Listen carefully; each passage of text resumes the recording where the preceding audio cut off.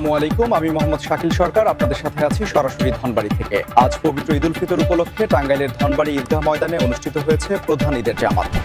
আমাদের মাঝে সরাসরি যুক্ত হয়েছে হাসান। হাসান, আপনি কি আমাদের শ্রোতাদের আপডেট দিতে পারবেন? দর্শক কিন্তু এখনই হাসানের রিপোর্ট শুনুন।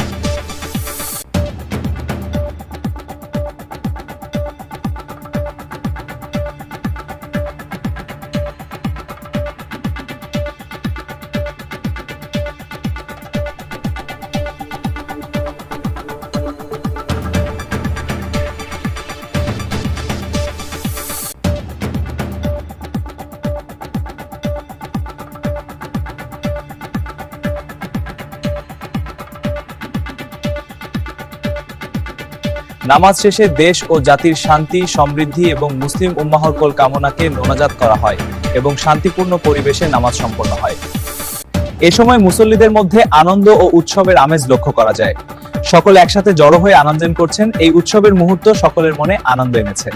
আরো আপডেট জানতে আমাদের চ্যানেলের সাথেই থাকুন। আমি শাকিল সরকার, ধন্যবাদ।